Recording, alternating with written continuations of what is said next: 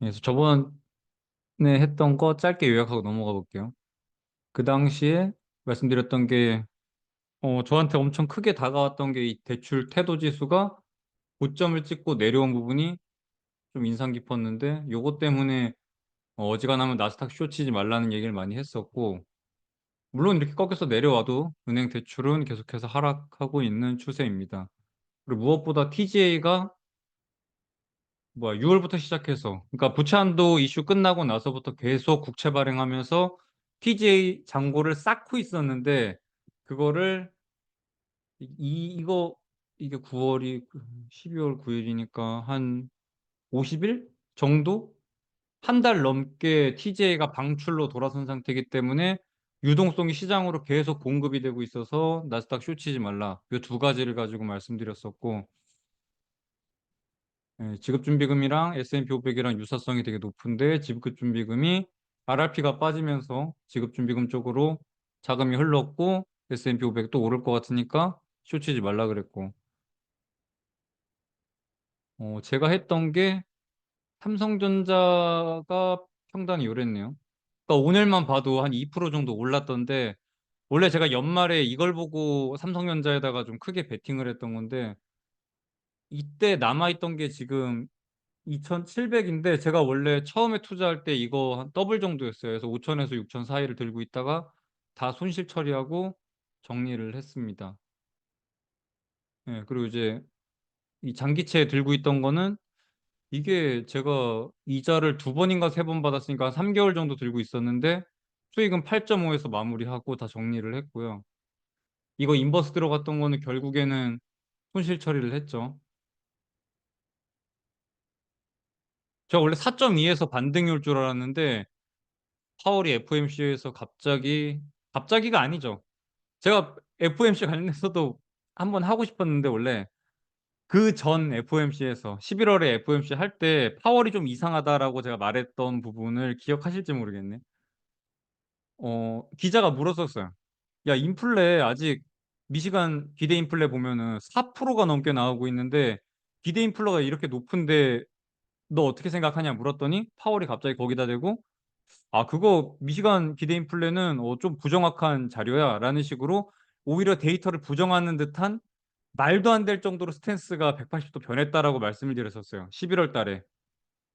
평소 같았으면은, 야, 미시건 기대 인플레 봐라. 되게 높기 때문에 우리는 계속해서 긴축으로 들고 가야 되라고 오히려 파월이 그 자료를 들고 와가지고 립 서비스를 던졌어야 되는데, 그게 아니라 반대로, 야, 그거 아무것도 아니야. 오히려 데이터의 신뢰도가 되게 낮은 상태야 라고 하면서 파월이, 그러니까 제가 그 기자와의 이 질문과 답변 그 한 단락이 어마어마하게 파월이 좀 비둘기로 바뀐 것으로 보인다라고 말씀을 드렸었는데, 저는 12월에 이 정도로 바뀔지는 몰랐어요. 이번에는 뭐 그냥 아예 눈이 뒤집힌 사람처럼 바뀌어가지고 비둘기로 바뀌었더라고요. 근데 그게 이미 11월 달부터 어느 정도 전조 증상이 보였는데, 딱 그 한 구절이 그 미시간대 인플레를 기자가 물었을 때 파월이 답변했던 부분, 그 부분이 진짜 딱, 파월의 스탠스가 많이 바뀐 시발점이지 않았나라고 생각을 합니다. 그래서 저는 이번에 그렇게까지 바뀔 거라고 생각을 못했기 때문에 인버스 쪽에 들어가 있었고, 근데 파월이 바뀌면서 4.2%를 아주 나이스하게 뚫어버리면서, 틀렸죠. 그래서 요거 수익 정리하고 인버스 들어갔던 것도 손실 처리하고, 그래서 뭐 수익은 난 거니까 뭐 상관은 없는데, 만약에 요거 계속 들고 있었으면은 제가 계산해 보니까 한 15% 정도 수익이더라고요. 그 제가 요거 정리할 때도 뭐 방에 계신 분들한테 말씀드렸지만은, 제가 이게 수익이 여기서 끝나서 정리하는 게 아니라, 예? 저는 그냥 트레이딩 하려고 4.2에서 반등이 올 걸로 생각을 해서 일부 비중을 트레이딩 하려고 지금 잠깐 팝니다라고 말씀을 드렸었는데, 오늘 오늘 한번 볼까요?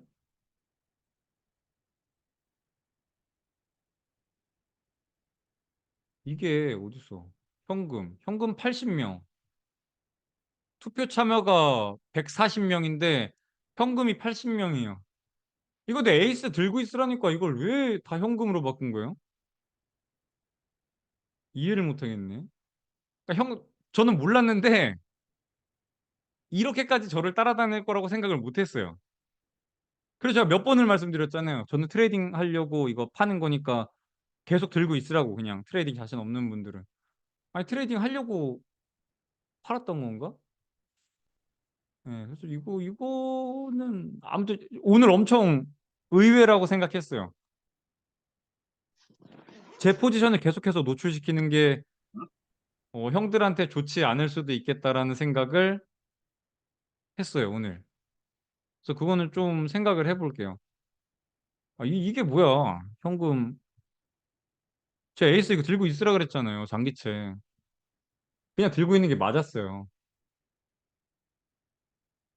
그래서 아무튼 뭐 저번에 고용단에서도 보면은 정부가 많이 관여하는 뭐 헬스케어나 고브먼트 쪽에서는 논팜이 되게 좋은 것처럼 보이지만 실상으로 뜯어보면은 리테일 트레이드에서 어마어마하게 지금 빠지고 있죠. 운송 쪽에서도 빠지는 거 하면 4만짜리 정도가 오히려 감소하고 있는, 고용이 되게 좋은 것처럼 나왔지만은 실상은 실물 경제에서는 좀 많이 고용이 냉각되고 있는 걸로 보인다라고 저번 시간에 했었고, 이게 저번 시간에 했던 걸 다시 말씀드린 이유는 제가 저번 시간에 녹화를 안 눌렀어요. 예전 같았으면 제가 자기 전에 아마 녹화를 다시 했을 거예요. 한 30분이라도 그냥 녹화했을 텐데, 아, 요즘 진짜 너무 힘들어가지고. 제가 지금 하고 있는 게, 그러니까 장인어른 사업이 연말에 보도블록 다 갈아엎잖아요. 저희도 광급 자재 납품을 많이 하기 때문에 연말에 일이 다 몰려 있어요. 공무원들이 예산을 12월 안에 다 털어야 돼가지고. 그래서 제가 진짜 요번 주도 월화수목, 뭐 저번 주 월화수목금토일 월까지 일하고 화요일에도 대휴였는데 재택근무를 했죠, 거의 뭐. 그래서 그냥 거의 쉴 새 없이 일을 하고 있어요. 오늘 건 아무튼 녹화가 잘 눌렸으니까 오늘 거 한번 시작해 볼게요. 제가 이거 지급준비금이 계속해서 우상향하고 있는 상황이고, RRP가 계속, RRP라는 그 영래포라는 자금은 저 깊은 산 옹달샘처럼 고여있는 유동성이었는데, 그게 이제 시장으로 직접적으로 흘러나오는 상황이기 때문에 유동성이 공급되고 있고, 그로 인해서 주식시장에는 좋을 수 있다라고 말씀을 드렸던 거예요. 그래서 제가 나스닥 숏 치지 말라고 계속 말씀드렸던 건데, 나스닥 숏, 나스닥 숏이 그 장기채 가지고 한번 좀 떴던 분이 되게 나스닥 숏 얘기를 많이 했더라고요. 그러니까 본인 포지션 얘기하면, 그러니까 원자재 얘기 많이 했고, 장기채 투자하지 말라고 얘기했고, 그 다음에 나스닥 숏 얘기했고. 하지만 나스닥은 연중 고점을 뚫고 날아가고 있죠. 그래서 이 부분과 관련돼 가지고 최근에 영래포가 이렇게 빠지고 있는 거에 대해서 오늘 제가 말씀드리고 싶은 거는, 영래포 추이가 다예요. 다 필요 없어요. 내년 한 1, 2월까지 유효할 겁니다. 요게 오늘 말씀드리는 게, 오늘 말씀드리는 거의 메인 이슈는 영래포 추이예요.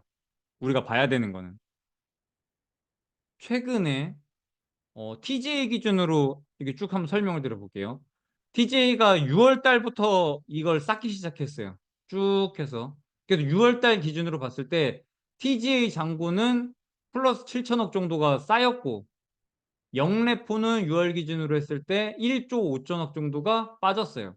지금 보면은 재무부 잔고 0에서 7천억 정도 쌓였는데 영래포도 거의 뭐 7천억까지 빠졌어요. 고점이 2조 4천억 정도였는데, 그러면 1조 7천억 정도가 시장으로 냅다 흘러 들어온 거예요. 진짜 어마어마한 유동성이 흘러 들어온 거라고 보시면 됩니다. 그에 따라서 지급준비금도 6월부터 보면은 3천억 정도 상승을 했어요. 요런 게 왜 발생되는지 아예 그냥 아예 근본적으로 딱 보면은, 지금 연준이 대차대조표를 축소하고 있잖아요. 연준의 대차대조표를 보면은 크게 자산군에는 국채랑 MBS 채권을 많이 들고 있고, 부채 쪽에는 통화. 근데 통화는 이제 뭐 거의 그냥 분원 통화는 그냥 좀 큰 변동이 있는 폭은 아니고 그냥 계속해서 찍어내기야 하겠죠. 또 통화 하나 가지고 있는데 요거는 이제 유지된다고 보고 있고, 그럼 TGA, RRP, 지급준비금, 대변이랑 차변이랑 항상 동일해야 되는 거예요. 보시면 지금 연준이 대차대조표 축소, 양적 긴축을 하면서 자산구는 빠지고 있어요. 국채를 팔고 있죠. 이게 월 한 800억 정도 됩니다.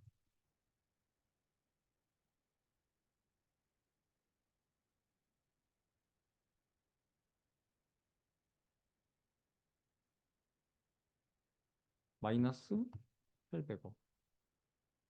근데 만약에 RRP가 줄고 있는 부분, RRP가 줄고 있는 게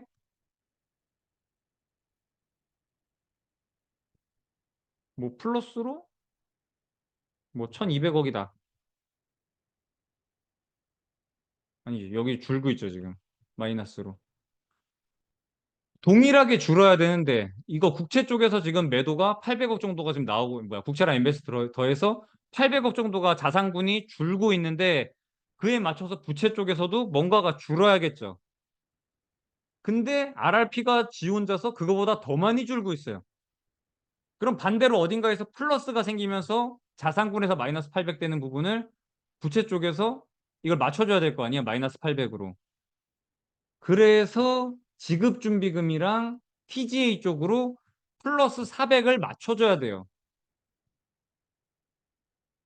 용 플러스 400. 요렇게 두 개가 더해져야 자산군에서 마이너스 800억이 발생되고 있는 부분을 똑같이 상계 처리할 수 있겠죠. 그래서 요 플러스 되는 부분, 연준이 양적 긴축하는 부분보다 더 많이 줄고 있는 이 RRP로 인해서 TGA랑 지급준비금 쪽으로 자금이 흘러 들어갈 수밖에 없는 상황이었어요. 그래서 6월부터 자산 추이를 보면은 영래포가 1조 5천억 정도가 빠졌는데 지급준비금은 3천억 정도 상승하고 재무부 자금은 7천억 정도 상승한 거예요. 그럼 요 지급준비금 3천이랑 재무부 7천이랑 두 개를 더하면 1조잖아요. 그럼 영래포는 1조 5천억이 빠졌는데 나머지 5천억은 어디서 상계 처리가 되냐면 방금 말씀드린 6개월 동안 연준이 자산을 냅다 판 4,800억. 그러니까 5천억 정도 딱 맞죠. 여기다가 예, 양적 긴축. 요 5천억만큼 양적 긴축으로 자산군이 축소한 부분이랑 두 개가 상계 처리하면은 딱 들어맞죠. 그렇게 되고 있다고 보시면 돼요. 결론적으로 이 마이너스 800은 제가 생각했을 때 양적 긴축은 일단 계속될 것 같아요. 언제까지? RRP가 그러니까 영내포 자금이 소진되기 전까지는 계속 이럴 거예요. 그래서 우리는 이 RRP 자금이 언제 소진되는지가 되게 중요한 거예요. 만약에 RRP 자금이 0이 되는 순간이 온다고 치면 이게 이제 없어. 마이너스 1200억을 해주고 있던 RRP가 없어졌어. 그러면은 자산군 쪽에서 지금 마이너스 800억이 계속 발생되고 있단 말이에요. 그럼 부채 쪽에서 어딘가에서 마이너스 800억을 동시에 상계 처리를 해줄 정도로 빠져야 되는데 보시면 TGA에서 뭐 줄던가 지급준비금에서 줄던가 둘 중에 하나가 발생이 돼야 돼요. 그러면 보통 양적 긴축이 진행될 때는 1차적으로 지급준비금이 빠지게 돼 있어요.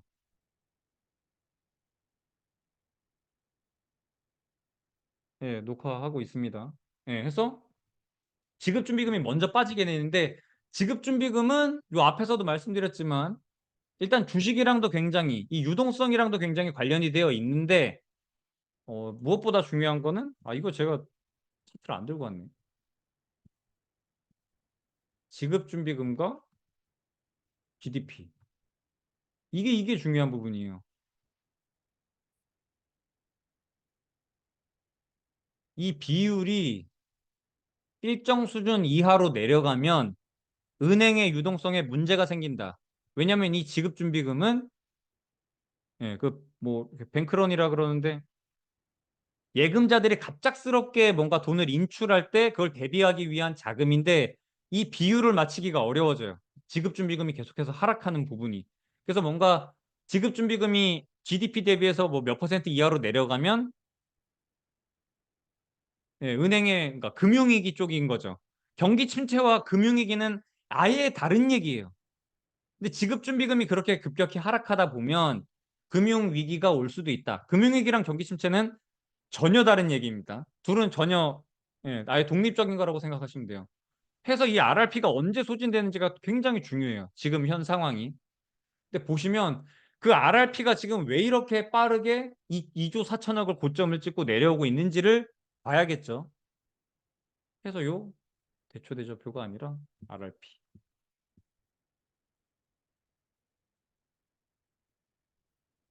확대해서 볼게요. 보시면 요 초록색은 영내포 자금 추이입니다. 그래서 보시면 올해 5월까지는 쭉 우상향하는 그림을 그리다가 5월 이후로 고점을 찍고 쭉 하락하고 있어요. 첫 번째, 왜 상승하다가 하락하는지를 알아야 돼요, 우리가. 그걸 알기 위해서는 여러분이 이걸 알기 쉽게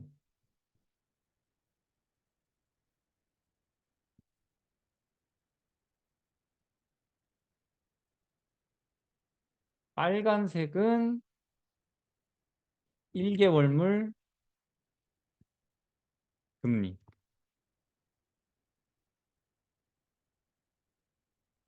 그다음 초록색은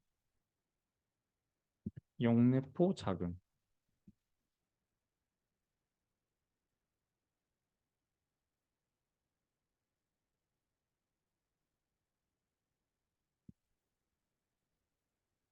RRP 금리. 보시면 이걸 어떻게 설명을 드려야 되는지 지금 단순히 요거 있겠죠. 요거 1개월 금리랑 RRP 금리랑 지금은 1개월 금리가 높죠. 여기 보시면 빨간색이 떠 있죠. 파란색 대비해서. 그래서 요즘에 뭔가 이렇게 뭐 유튜브나 이런 데서 말하는 거 들어보면 1개월 금리가 RRP보다 높기 때문에 영내포 자금이 1개월로 흘러가고 있다라고 단순히 이렇게 얘기를 하고 있는데 그럼 이 전의 상황을 설명이 안 돼요. 보면은 1개월 금리가 RRP 금리보다 높은 구간들이 있어요. 근데도 이때는 계속해서 상승 우상향을 했단 말이에요. 이런 중간에 계속 구간들이 있잖아요. 그럼에도 불구하고 RRP 자금은 계속해서 상승하고 있었다. 근데 왜 이 5월을 기점으로 해서 갑자기 영내포 자금이 1개월물로 이렇게 급격하게 하락하고 있는가? 물론 뭐 연준이 아니라 재무부의 그 부채한도 이슈가 있었죠. 근데 부채한도 이슈가 끝나고 난 이후에도 계속해서 하락하고 있잖아요. 요 보면 1개월물 금리가 갑자기 튀어 올라간 요 구간이 있는데 요거 이외에도 어떤 상황이 있었냐면 연준이 마지막 금리 인상을 단행한 게 요 시점이에요. 이게 왜 중요하냐?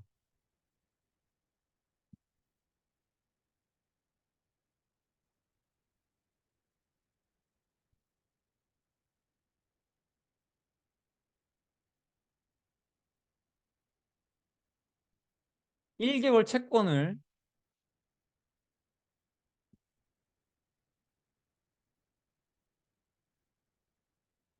타임라인으로 봤을 때 1개월 채권을 내가 만약에 5% 5% 채권을 사서 1개월 동안 금리를 먹으려고 했어요. 근데 옆에 있는 RRP가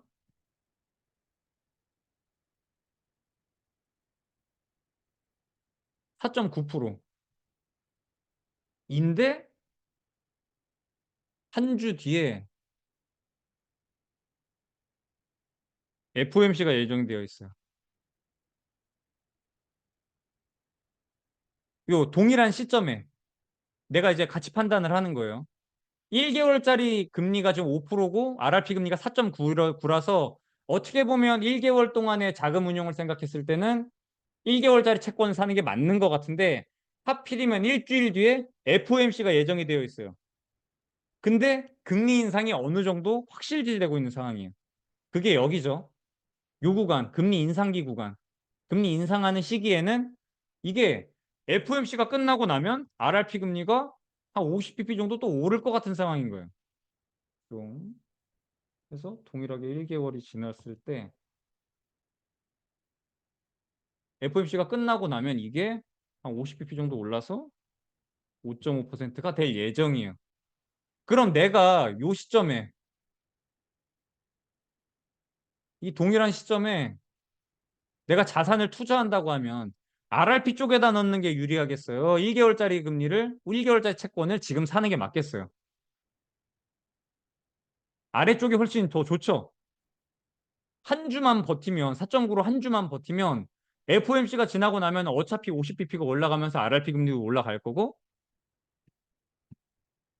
네, 50bp가 어느 정도 올라가는 게 예정이 되어 있는 상황이라고 하면 아래쪽 RRP 쪽에다가 자금을 투자하는 게 유리하겠죠. 현재 상황은 금리 인상기일 때,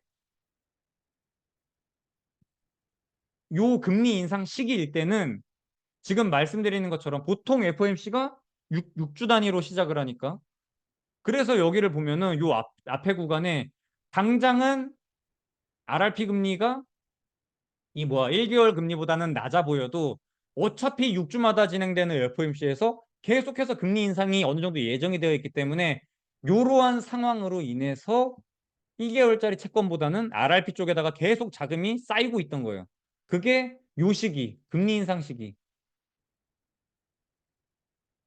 요때 쭉 금리 인상을 하던 시기에는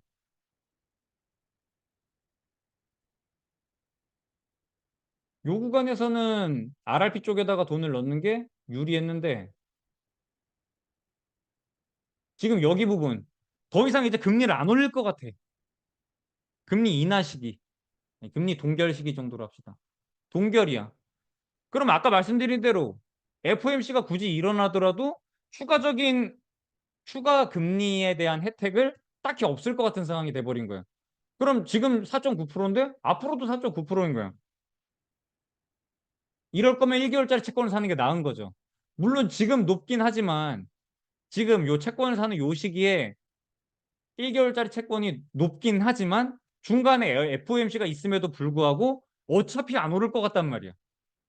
그러니까 지금은 1개 RRP 금리를 RRP 쪽에다가 돈을 넣는 것보단 1개월짜리 채권을 사는 게 더 유리한 거고. 그래서 이 금리 동결기에는 차라리 1개월 쪽으로 사자라는 수요가 훨씬 많은 상황인 거죠.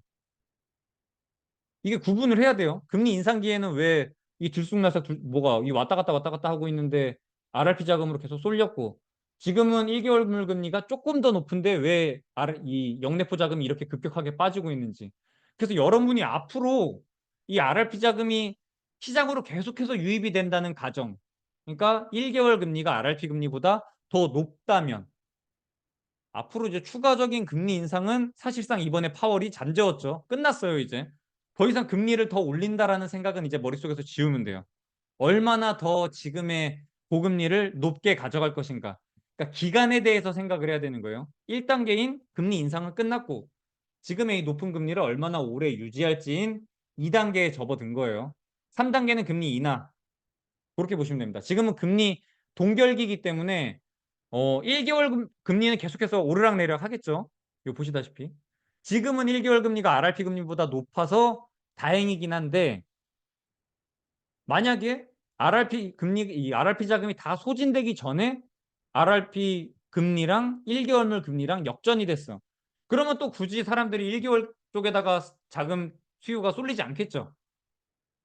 RRP 자금이 시장으로 계속 유입이 되다가 저 깊은 산 옹달샘에 있던 자금이 시장으로 계속 유입이 되다가 RRP 금리가 더 높은 순간이 오면은 다시 또 쪼이기 시작할 거예요. 우리는 그걸 봐야 돼요. 자산 시장에 투자를 하는 사람이라고 하면 보시다시피 그냥 계속 1개월 금리가 RRP 금리보다 높아서 그냥 쭉 소진이 돼. 지금 7천억 정도 남아 있는데 계속 RRP 금리가 그냥 시장으로 유입이 된다. 0으로 간다. 요렇게 되면은 내년 1분기까지 가능합니다. 그러니까 사실상 지금은 뭔가 숏을 치기에는 어떤 금융위기가 오거나 막 이런 게 아니라 금융위기도 올 것도 없어. 위에서 말씀드린 것처럼 RRP가 너무 급격하게 빠지다 보니까 지주는 오히려 올라가고 있어요. 5.5%라는 어마어마한 이 높은 금리 상황, 고금리에다가 양적 긴축까지 더해서 진행이 되고 있는 이 어마어마한 금융 긴축에서도 지급준비금이 올라가는 기이한 현상이 발생되고 있어요. 사실상. 그 이유는 영내포 자금이 흘러나오고 있는 거고 이거는 제가 연초에 찍었던 영상을 보면은 1월 영상일 거예요. 1월에 크리스토퍼 월러 이사가, 연준 이사가 나와가지고 했던 세미나 중에 하나가 우리는 나중에 가서 금리 인하도 할 거야. 근데 양적 긴축도 같이 진행할 거야. 이거 웃기잖아요. 금리 인하랑 이거는 금융 완화 정책이고 양적 긴축은 금융 긴축 정책인데 완화 정책이랑 긴축 정책이랑 같이 쓸 거야. 라고 세미나를 했어요. 그게 1월, 아무튼 1월이었어요. 확실히 제가 기억하는데 1월에 이런 발언을 해가지고 야, 이게 무슨 미친 소린가 싶었는데 진짜 시나리오가 그렇게 흘러가고 있어요. 요즘 저 패드 이사 중에서 가장 신뢰도 높은 게 크리스토퍼 월러예요. 지금 블라드가 원래 되게 이 말에 힘이 실리던 사람인데 지금 뭐 나갔으니까 끝났고 1월에 요거 발표하면서 했던 말 중에 하나가 야, 이거 양적 기축 계속하면 지급준비금 빠지면서 문제가 되지 않을까라고 누가 물었는데 거기다 대고 월러가 했던 말이 이거였어요. 야, 우리가 단순히 지급준비금만 볼 게 아니라 여기 있는 영내포자금 어디 있어?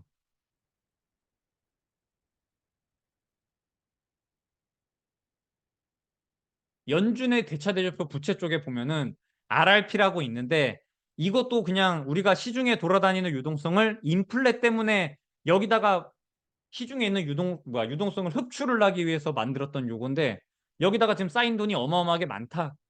우리가 이 양적 긴축을 계속해서 진행을 하더라도 RRP 쪽에서 그 부분을 받아준다고 하면 그러니까 양적 긴축으로 마이너스 800억씩 계속 이 밸런스 시트를 축소를 하더라도 RRP 쪽에서 만약에 이거를 받아준다면 RRP가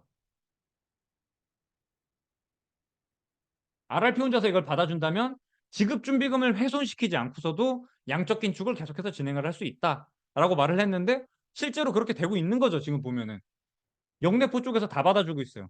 양적 긴축과 이 높은 고금리 상황을 지급준비금이 타격을 받지 않고도 잘 진행을 하고 있어요. 저는 1월에 들을 때 진짜 이게 무슨 미친 소린가 했는데 왜냐면 이게 RRP가 이렇게까지 큰 역할을 할 거라고 생각을 못했어요. 그리고 이 나중에 이 영내포 한번 찾아보시면 이렇게까지 거대해진 적이 없어요.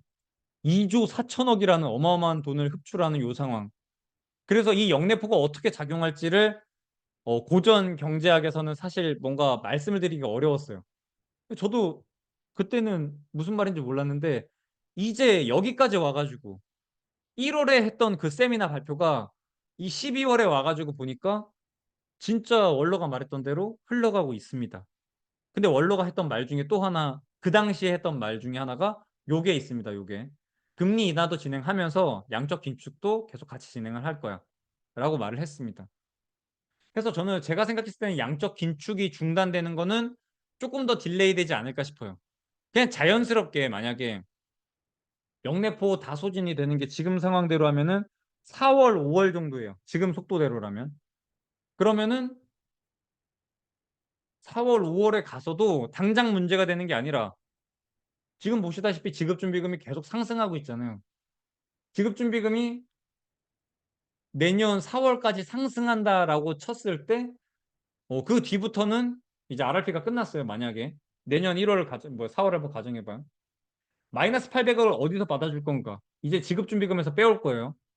근데 내년 4월이 되면 지급준비금도 계속 상승한 부분이 있기 때문에 마이너스 800씩 계속 까지더라도 실질적으로 뭔가 금융단에서 문제가 생기는 거는 내년 2분기 넘어가야 될 것 같아요.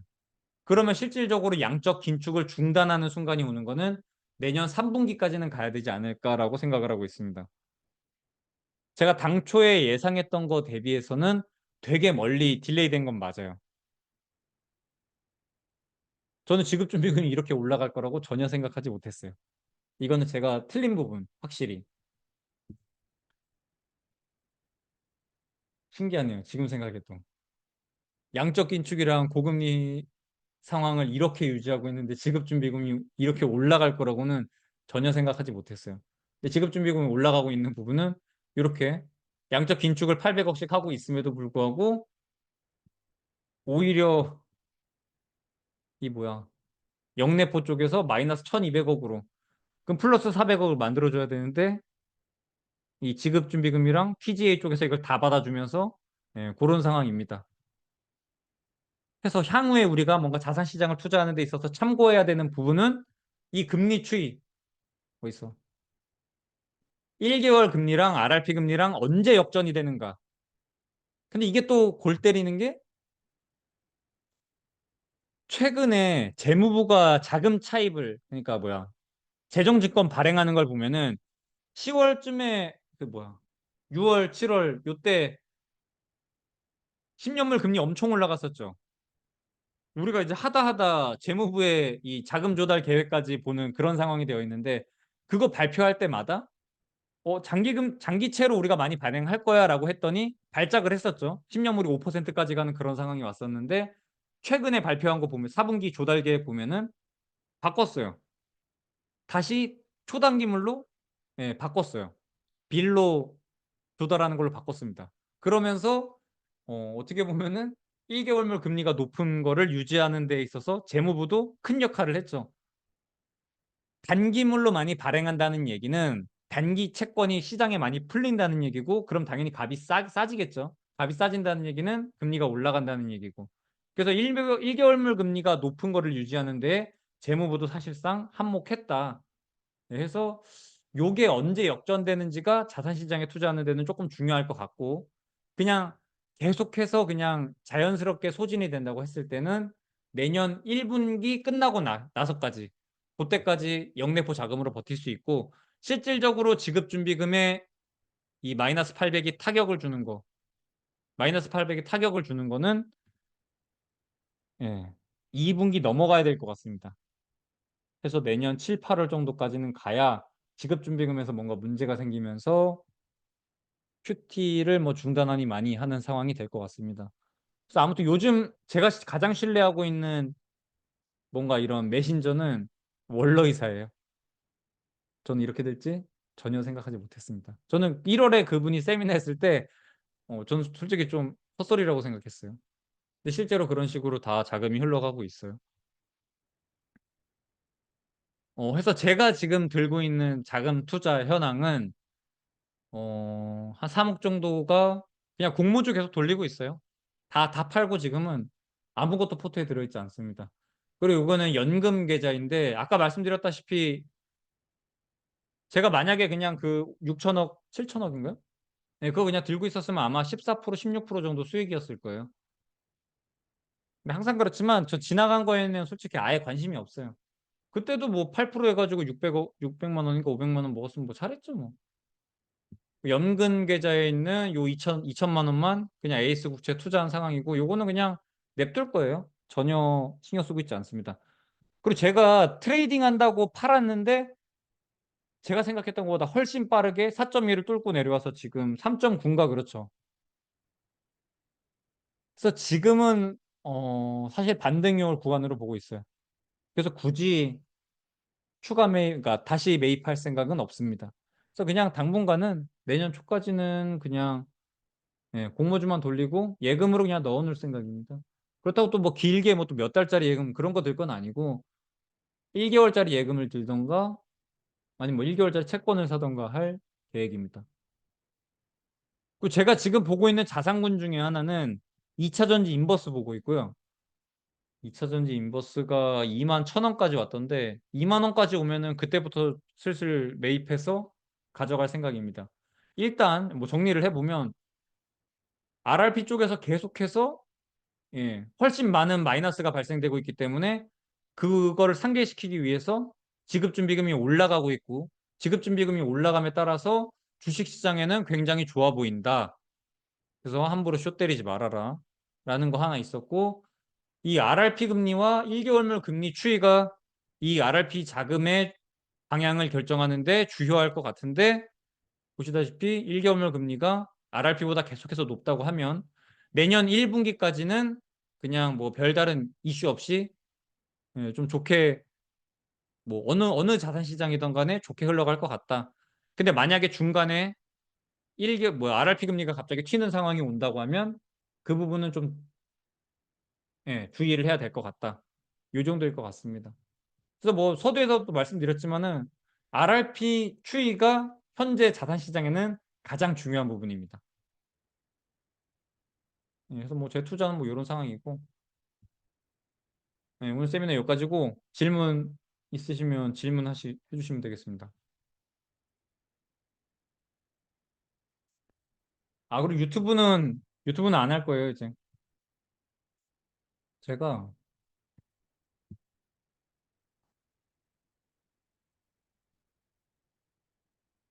요걸 올렸었어요. 이거 언제야? 11월 14일에 10년물 기준으로 4.0% 가면은 유튜브 안 한다고 했는데 지금 3.9%니까 아무도 달성했죠.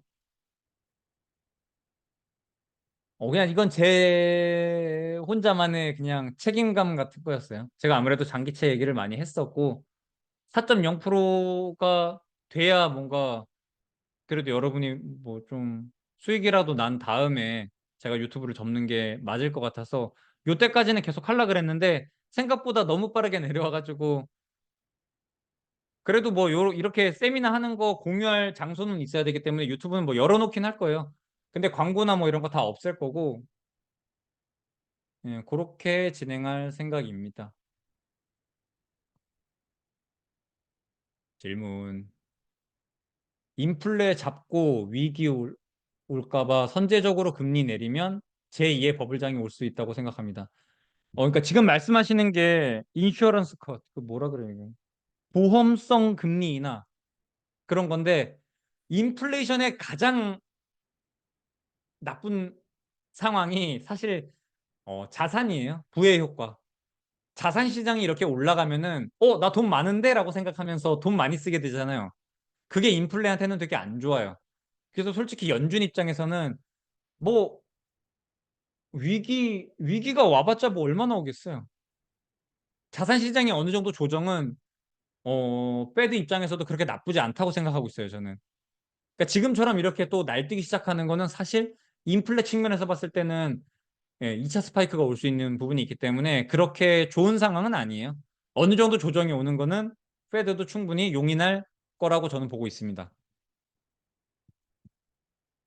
그러니까 인슈어런스 컷을 하더라도 뭔가 명분이 있어야 될 거 아니에요. 대뜸 갑자기 인슈어런스 컷을 할 필요는 없죠.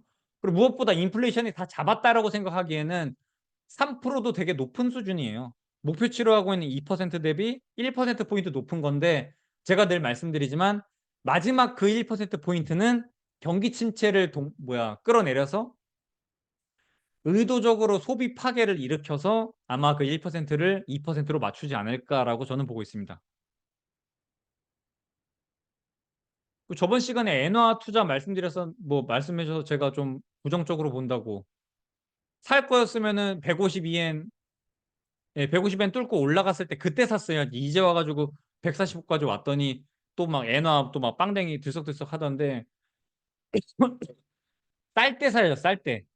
좀 반등해가지고 올라오면 그때 살 생각하지 말고 남들 다 눈독 들이고 있을 때 그때 그렇게 말씀드렸었는데 뭐 BOJ 최근에 발표한 거 보면은 양적 완화 기조를 계속해서 유지하겠다라고 했더라고요. 예. 그래서 내년 1월 달, 2월 달까지는 일단 엔화 투자는 좀 보류를 하도록 하겠습니다. 질문 없습니까? 질문 없으면 오늘 파나마 운하는 극심한 가뭄으로 1톤과 선박수 감소, 수에즈 운하는 예멘 반군의 공격으로 선박들의 항로가 아프리카로 우회하여 기존 항로일보다 많이 증가하였는데 이러면 공급망 쪽 문제가 다시 되어 이게 애치님이 말씀하신 게 이게 약간 트라우마 같은 거예요. 우리가 인플레 왔을 때 파월이 핑계로 들었던 게 저거였어요. 공급망 충격. 그때 그 뭐야? 뭐 자초돼가지고 엄청 큰 거 에버그란데였나? 아닌데 뭐지? 엄청 큰 배가 왜 자초됐었지 그때? 뭐 아무튼 그거 되면서 거기 뭐 운하가 막혀 에버그린 자초돼가지고 뭐 막혀가지고 뭐 공급망 충격이 왔네 뭐네 하면서 막 그랬었잖아요. 그리고 또 저기 뭐야 동부 쪽에서 미국 동부 쪽에서 뭐 파업했다.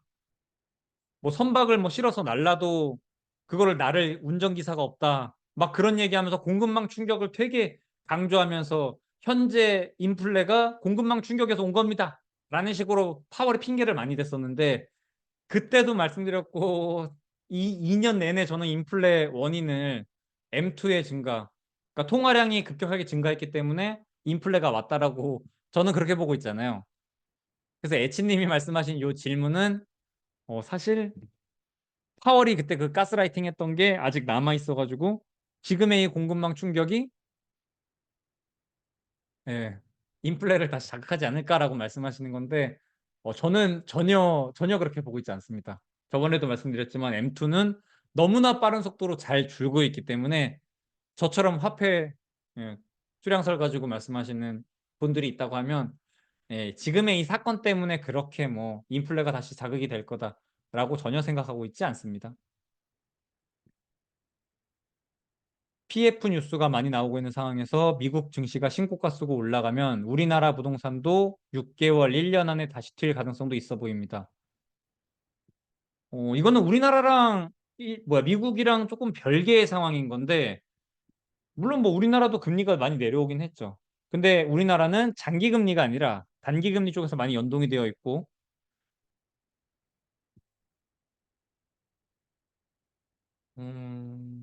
일단 사야 되잖아요. 누군가가.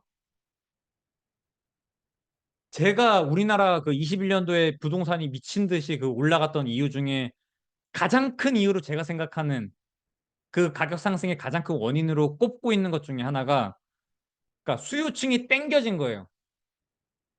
원래 35살에 뭐라 그래야 될까? 한 3억만 가지고 있던 사람이 예전에는 한 1억 정도 더 모아서 집을 샀다고 치면 그 당시에는 부동산이 막 붐이 일어나고 하다 보니까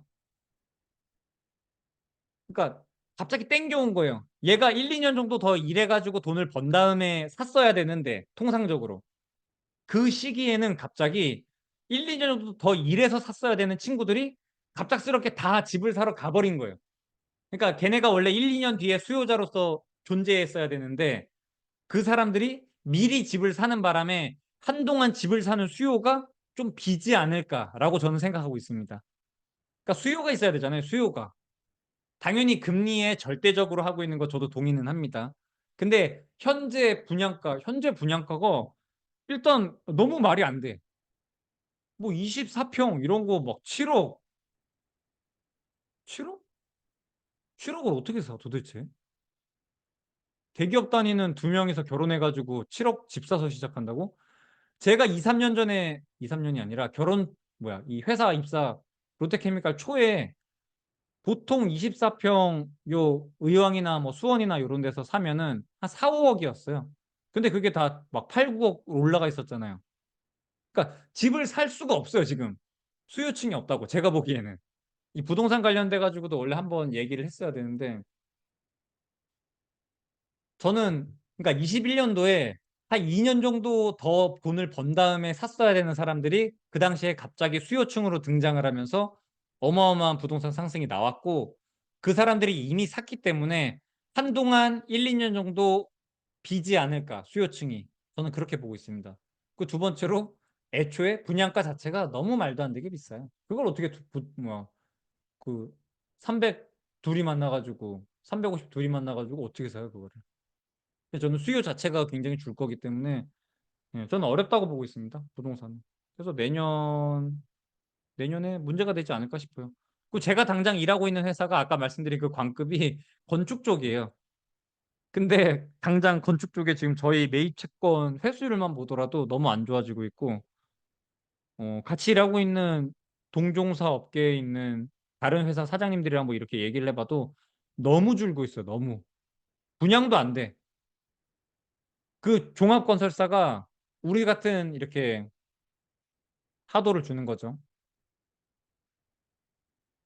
걔네도 뭐 PF 브릿지론 일으켜서 뭐 PF 다 돈 받아가지고 분양을 시켜서 판 돈으로 우리한테 대금 지급을 해야 되는데 그게 안 되고 있어요, 지금. 그러니까 악순환에 들어가 있는 거고 오늘 누가 이 기사 올려준 거 보면은 500개 기업인가 도산했더라고요, 보니까. 올해만. 실제로 저는 그 업계에 제가 몸을 담고 있기 때문에 너무나 느껴지고 있어요. 그리고 이게 또 골 때리는 것 중에 하나가 원자재 값도 미친 듯이 올랐어요. 그러니까 분양가가 높은 이유가 단순히 시세가 올라서라기보다는 원자재가 오른 부분도 엄청 커요. 저희 요즘 주말에 한 명 부르면 18만 원 줘요. 일용직 노동자분 부르면 16만 원에서 18만 원 줍니다. 두 명 부르면 30만 원이에요. 그리고 제가 주말에 토일 다 노가다 나갔었거든요. 근데 사람들이 일을 안 해요. 너무 비싸요, 너무 비싸. 그러니까 지금은 아예 근로자 우위 시장이에요, 지금은. 그래서 일단 부동산은 그렇게 생각하고 있어요. 내년까지는 일단 안 줄 수밖에 없습니다. 내년 대선 때문에 연준에서 의도적으로 금리를 빠르게 내려서 연착륙 유도할 수도 있을까요? 대선과 금리 연관성이 어느 정도 작용하려나 해서요. 맞아요. 저도 완전 똑같이 생각하고 있어요. 저는 이번에 파월에 바뀐 이유가 압도적으로 어, 바이든한테 뭔가가 있지 않았을까? 압력이 있지 않았을까 생각하고 있습니다.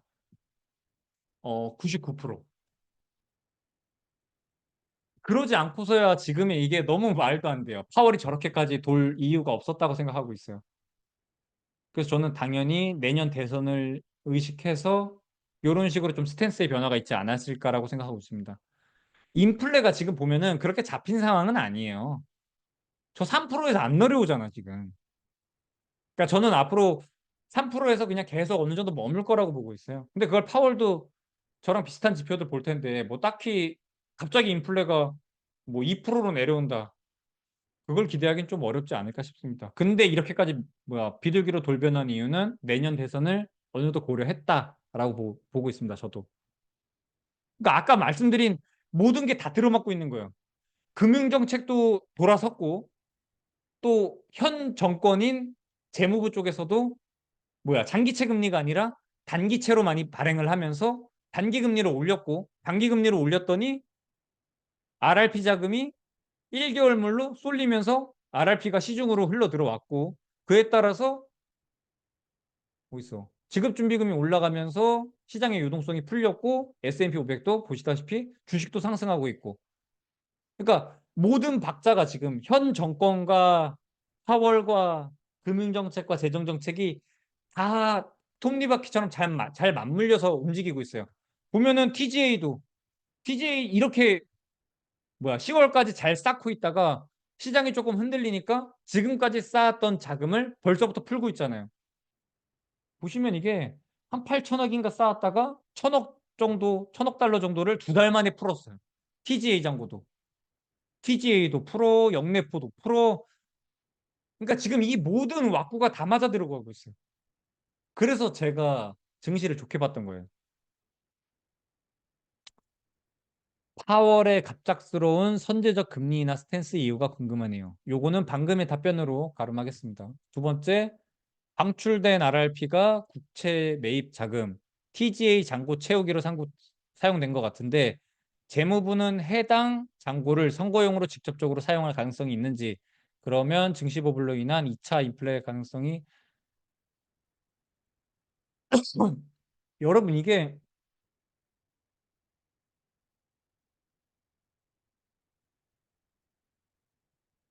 제가 요즘 저도 이렇게 잠입해 있는 방이 몇 개 있거든요. 사람들 어떤지 이렇게 상황 보려고. 제가 보면서 진짜 한심하다고 생각하는 것 중에 하나가 증시랑 경제랑 동일하다고 보는 사람들이 있어요. 저는 진짜 너무 너무 똘박 같아 진짜 그거는. 그러니까 증시가 막 올라서 연고점 갱신했습니다 이런 말을 했더니 거기다 대고 갑자기 아니 경기 침체는 무슨 경기 침체냐? 이거 누가 봐도 연착륙인데 막 이런 얘기를 해. 너무 좋은데 경제? 야 증시가 올라가는 거랑 도대체 경제랑 무슨 상관이냐 도대체? 이게 지능이 있는 건가 싶을 정도로 너무 한심해 저는 진짜 그런 얘기 할 때마다.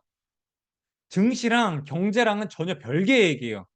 경제가 안 좋아도 증시는 올라갈 수 있고 뭐야, 경제가 좋아도 증시는 빠질 수 있는 거예요. 아예 다른 얘기예요.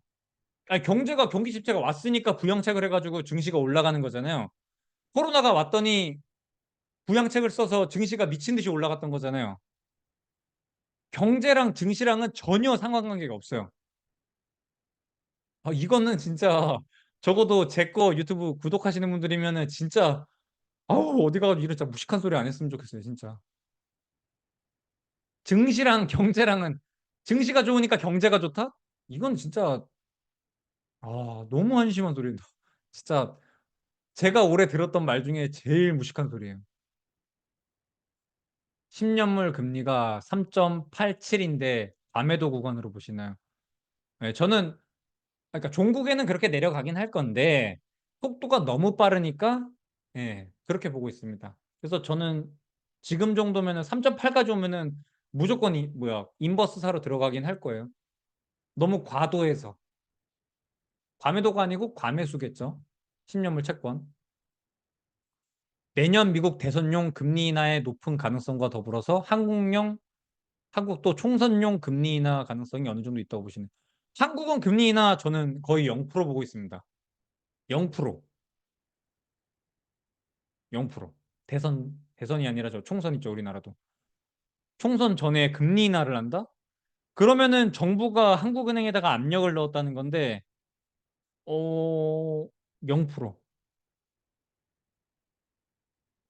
미국은, 미국도 어렵죠. 뭐 명분이 있어야지, 금리 인하를 할 거면. 뭐 인플레가 만약에 한 2.5%까지 왔다. 그러면 내리는 거 오케이. 무슨 말인지 알겠어. 인플레가 내려왔으니까 금리를 내린다. 충분히 리즈너블한데 금 인플레가 3%인데 갑자기 거기다 대고 금리 인하를 한다? 여기서? 그건 좀 말이 안 되잖아요. 그러니까 인슈어런스 컷 얘기를 하는 건데 그럴 거면 경제가 안 좋아지는 지표들이 보여야죠. 그러니까 보인 다음에 얘기하자는 거예요. 제가 하고 싶은 말은.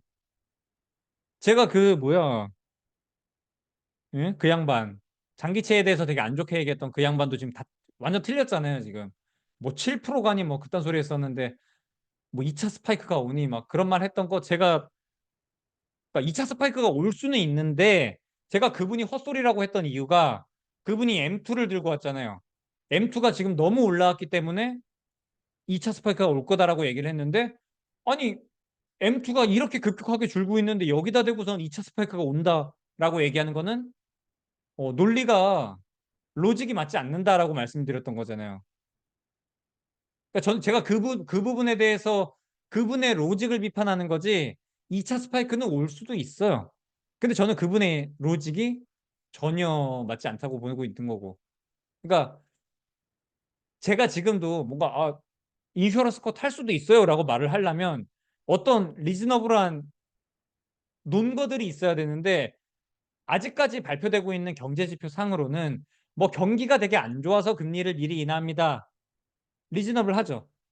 아니면 인플레이션이 이만큼 내려왔기 때문에 금리 인하를 합니다. 리즈너블 하죠. 그런 지표들이 나오면 제가 다시 한번 언급을 드릴게요. 근데 지금은 나오고 있는 지표들이 그런 게 없어. 없다고.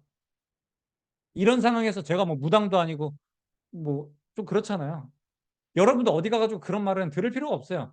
그 사람의 메신저를 볼 게 아니라 메신저가 주장하는 로직을 봐야 돼요. 걔가 무슨 논거를 얘기하는지. 걔가 과거에 맞췄고 틀렸고 걔가 자산이 많고 적고는 하든 아무 쓸모가 없어요. 걔가 과거에 9번 맞춘 게 미래에 10번째에서도 맞출 거라고 생각하는 거는 되게 멍청한 거예요. 도박사의 오류 같은 거지. 홀이 그동안에 9번 나왔기 때문에 야, 이번엔 짝이 나올 거야. 다 독립변수인데 나중에 어디 가가지고 유튜브 보더라도 무조건 그 사람의 로직을 봐야 돼요. 그 로직이 잘 설계가 되어 있는지, 남을 설득하기에 충분한 로직인지, 어떤 논건지, 그리고 내가 또 들어가서 그 로직이 이렇게 작용할 수도 있지 않을까라는 뭔가 그런 의구심을 갖고 내가 또 다시 한번 확인을 하고 그런 습관을 가져야 됩니다. 이제 제가 이거 유튜브 안 할 거기 때문에 그런 거 메신저들이 제시하는 자료들 볼 때 뭔가 좀 참고하면 좋은 것들을 알려드릴게요. 여기 보시면 보통 요 자료 아래 보면 소스 있죠, 여기. 뭐, 보드 오브 거버넌스, 이런 거 있고. 이런 자료들 아래 보면은 이 소스가 어딘지가 다 나와요. 제가 지금 들고 오고 있는 요 프레드 차트만 보더라도 이걸 확대를 해요. 그 영상을 확대를 해서 캡처해가지고 확대해서 이거 가보면은 아, 얘가 프레드에서 이런 지표를 가지고 차트를 만들었네.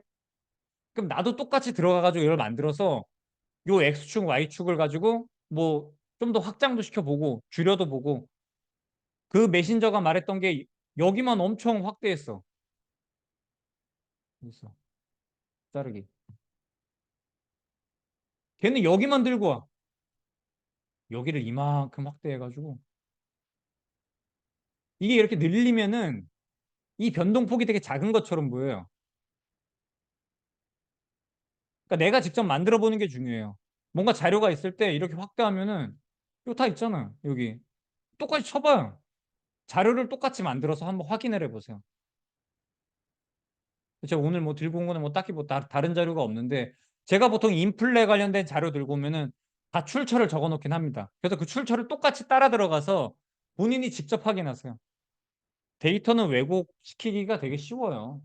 지금 본 것처럼 X축, Y축만 건드려도 이거 뭐 이거 이렇게 축소시켜가지고 보면은 엄청 변동성 심한 것처럼 보이잖아요. 근데 이걸 또 뒤에 쭉 늘리면 변동폭이 되게 적은 것처럼 보여. 요런 왜곡을 없애려면은 본인이 직접 확인을 해봐야 돼요. 차트 만들어서. 1분기 장기채 발행이 예정되어 있다는데 이러한 부분이 장기채 금리에 많은 영향을 미칠까요? 아주 정확합니다. 빗빛님. 저도 요거 기다리고 있어요. 아마 내년 1월에 또 발표를 하겠죠. 그 뭐야 재무부의 조달 계획.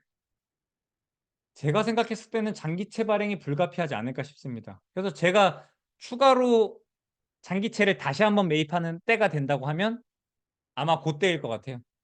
내년 1분기에 요거 이 발표할 때, 내년 1분기 조달 계획 발표할 때. 그러면 아마 장기 국채가 많이 들어가 있지 않을까 싶습니다. 그럼 그때 아마 예, 장기 금리가 좀 오를 텐데 그때 매입할 것 같아요. 그때까지는 현금 들고 있을 생각입니다. 아주 중요한 부분이에요, 요거. 장기채 발행 계획. 음, 고맙습니다. 좋은 질문. 위에 실업률 관련 질문이 누락된 것 같아요. 저도 같은 궁금증이 있는지라 한 번 더 여쭙니다. 실업률 상승 여력 관점은 변함이 없으신가요? 상승하긴 할 거예요. 상승하긴 할 건데 지금 뭐 있어요? 저번 자료 9일 거 실업률 지표를 왜곡시키고 있잖아요. 이거 봐봐요. 논팜이 되게 좋게 나왔는데 여기 보면은 정부에서 하고 있는 일자리가 어마어마하게 많은 것처럼 보인다니까. 그래서 오히려 리테일에서 빠지고 있는 이러한 고용이 줄고 있는 부분을 상쇄시키고 논팜이 되게 좋은 것처럼 보이고 있잖아요. 지금 취업 되게 많이 되는 것처럼 보이고 있는데 실상은 트레이드 뭐야 이 리테일 소매 판매 쪽에서는 되게 줄고 있는데 그냥 정부가 나서서 이렇게 찍어 누르고 있잖아요. 아까 말씀드린 이 현 정부랑 재정 정책, 금융 정책이 다 맞물려서 들어가고 있는 거예요. 이번에 실업률 좀 빠졌죠. 올라갔던 거 다시 돌렸잖아요.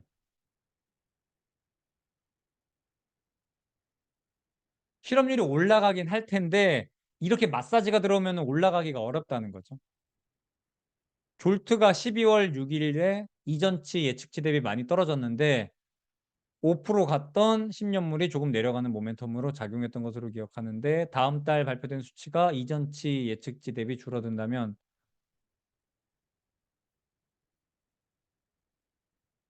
졸트보다 중요하지 않은 신문도 매크로주가 나오고 있어. 인플레도 잡혀가고 고용도 해치지 않고 있다.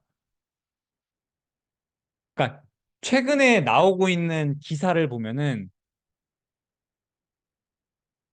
제가 이것도 저번에도 말씀드린 적이 있는데 슈레딩거의 고향이라니까 진짜 이게 미국 경제가 한 달 전에는 경기 침체가 올 것 같았고 지금은 골디락스고 뭐 다음 달은 좋아지고 이럴 것 같아요.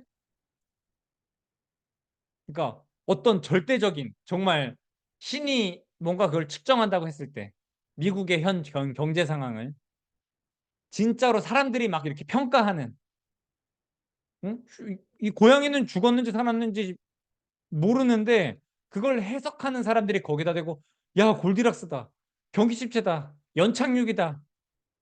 시장은 계속해서 해석을 바꾸고 있는데 그거를 일개의 개인이 기사만 보고선 그거에 휘둘려 가지고 야 골디락스다, 경기침체다, 연착륙이다.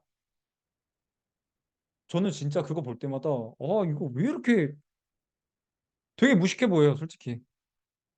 이제 유튜브 할 생각 없으니까 막말도 그냥 할 건데 저는 진짜 되게 무식해 보여요 그거 보면은. 그 기사들 보면서 예. 그러니까 해석을 보면서 현 경제상을 파악하는 거. 진짜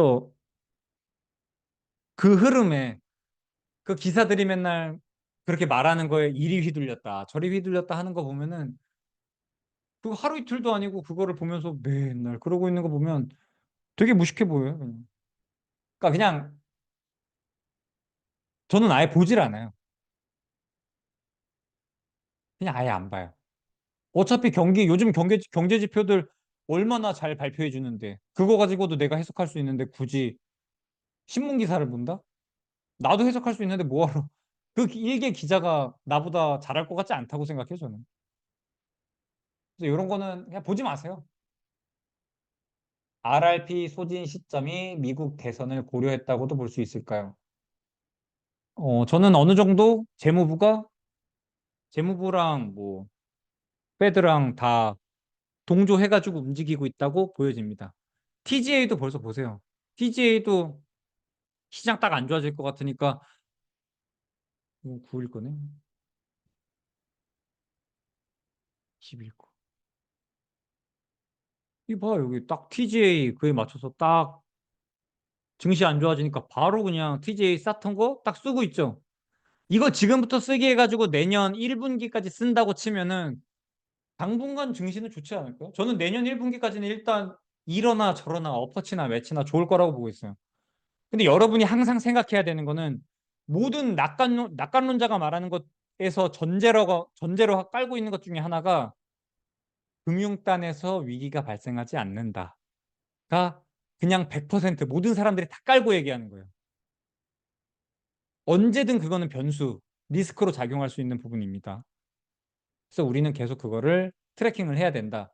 가령 뭐 하이힐드일 수도 있고, 왜냐면 이게 내년 1분기에 그 하이힐드 만기되는 게 엄청 많아요.